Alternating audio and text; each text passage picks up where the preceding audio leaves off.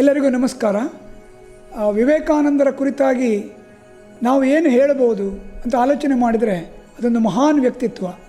ಯಾಕಂತ ಹೇಳಿದ್ರೆ ಅವರು ಆವತ್ತು ನೀಡಿದಂಥ ಸಂದೇಶಗಳು ಅಥವಾ ಅವರು ಆವತ್ತು ನೀಡಿದಂಥ ಪ್ರತಿಯೊಂದು ವಾಕ್ಯಗಳು ಕೂಡ ಇವತ್ತಿಗೂ ಕೂಡ ಅದು ನಮ್ಮ ಜೀವನದಲ್ಲಿ ಅಳವಡಿಕೆಯಾಗ್ತಾ ಇದೆ.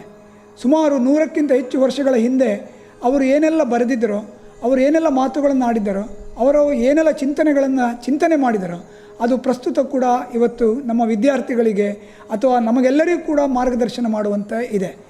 ಸ್ವಾಮಿ ವಿವೇಕಾನಂದರು ಅಂತ ಹೇಳಿದರೆ ಅವರ ಜೀವನ ಚರಿತ್ರೆಯನ್ನು ಓದಿದರೆ ಅಥವಾ ಅವರ ವಿಚಾರಗಳನ್ನು ನಾವು ತಿಳ್ಕೊಂಡ್ರೆ ಪ್ರತಿಯೊಬ್ಬರೂ ಕೂಡ ಒಂದಲ್ಲ ಒಂದು ರೀತಿಯಲ್ಲಿ ಪ್ರೇರಣೆ ಪಡ್ಕೊಳ್ಳುವಂಥದ್ದೇ.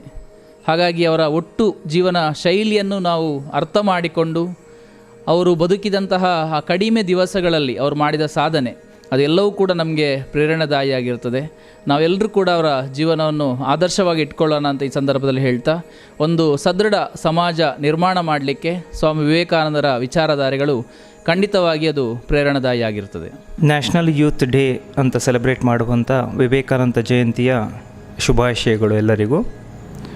ಈ ಮೂಲಕ ಹೇಳುವುದೇನು ಅಂತ ಹೇಳಿದರೆ, ವಿವೇಕಾನಂದರ ಇಚ್ಛಾಶಕ್ತಿಯಂತೆ ಪ್ರೇರಣೆಯನ್ನು ಪಡೆದುಕೊಂಡು ಜೀವನದಲ್ಲಿ ಯಶಸ್ಸು ಸಾಧಿಸಲಿಕ್ಕೆ ಹಾಗೂ ದೇಶವನ್ನು ಕಟ್ಟುವ ಕೆಲಸಗಳಲ್ಲಿ ನಾವೆಲ್ಲರೂ ತೊಡಗಿಸಿಕೊಂಡು ಮುಂದೆ ಬರೋಣ ಅಂತ ಹೇಳ್ತಾ ಇದ್ದೀನಿ. Thank you all.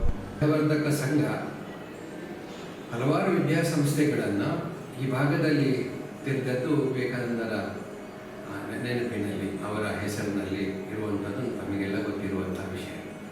ವಿವೇಕಾನಂದರು ಚಿಕ್ಕ ಪ್ರಾಯದಲ್ಲೇ ಅತೀ ದೊಡ್ಡ ಸಾಧನೆಯನ್ನು ಮಾಡಿ ಅವರ ಚಿಕ್ಕ ಪ್ರಾಯದಲ್ಲಿ ತೀರ್ಕೊಂಡಿದ್ದಾರೆ. ಯುವಜನರನ್ನು ಪ್ರೇರೇಪಣೆ ಕೊಟ್ಟು ಅವರನ್ನು ಸದೃಢವಾದಂಥ ದೇಶಭಕ್ತರನ್ನಾಗಿ ಮಾಡುವಲ್ಲಿ ಅವರ ಪಾತ್ರ ತುಂಬ ದೊಡ್ಡದು. ಅವರ ಯುವಜನರು ಸಚ್ಚಾರಿತ್ರವಂತರಾಗಿ ಬಾಳಬೇಕು, ಈ ಸಮಾಜಕ್ಕೆ ಆಸ್ತಿ ಆಗಬೇಕು ಅನ್ನುವಂಥದ್ದು ಅವರ ಕಾಳಜಿ ಆಗಿತ್ತು. ಹಾಗೆಯೇ ಹಿಂದೂ ಧರ್ಮದ ಬಗ್ಗೆ ಅತೀವ ಕಾಳಜಿಯನ್ನು ಇಟ್ಟುಕೊಂಡವರು ವಿವೇಕಾನಂದರು. ಎಲ್ರಿಗೂ ನಮಸ್ಕಾರ. ಜಗತ್ತು ಕಂಡ ಶ್ರೇಷ್ಠ ಸಂತ ಸ್ವಾಮಿ ವಿವೇಕಾನಂದರ ಜಯಂತಿಯ ಈ ಶುಭ ಸಂದರ್ಭದಲ್ಲಿ ಎಲ್ಲರಿಗೂ ಶುಭಾಶಯಗಳನ್ನು ಕೋರ್ತಾ, ಯುವ ಮನಸ್ಸುಗಳಿಗೆ ಸದಾ ಪ್ರೇರಕ ಶಕ್ತಿಯಾಗಿದ್ದಂಥ ಸ್ವಾಮಿ ವಿವೇಕಾನಂದರು ಅವರ ಚಿಂತನೆಗಳಲ್ಲಿ ಅವರೇ ಹೇಳುವಂತೆ ಹೆಚ್ಚಿನ ಒತ್ತು ನೀಡಿದ್ದು ಶಿಕ್ಷಣ ಮತ್ತು ಮಾನವೀಯತೆಯ ವಿಕಾಸಕ್ಕೆ. ಅವರ ಮಾತುಗಳನ್ನೇ ಪುನರುಚ್ಚರಿಸುವುದಾದರೆ, ಶಿಕ್ಷಣದ ಮೂಲ ಉದ್ದೇಶ ಮಾನವೀಯತೆಯ ವಿಕಾಸ. ಭಾರತದ ಎಲ್ಲ ಸಮಸ್ಯೆಗಳಿಗೂ ಶಿಕ್ಷಣದಲ್ಲಿ ಪರಿಹಾರವಿದೆ, ಶಿಕ್ಷಣ ಒಂದೇ ಪರಿಹಾರ ಎಂದು ನಂಬಿದವರು Swami Vivekananda. Swami Vivekananda is a real icon for the leaders and the youngsters. For me, 3 of his ideologies, preachings were very influential. The one is regarding risk.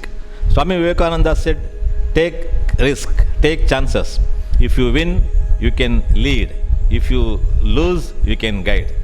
Another aspect of Vivekananda's preaching is about fear. He said, the whole secret of existence is to have no fear. Never fear what will become of you. Depend on no one. Only when the moment you reject all help, you are free. The third one is Vivekananda's preaching on inner strength. He said, believe in yourself. You cannot believe in God until you believe in yourself.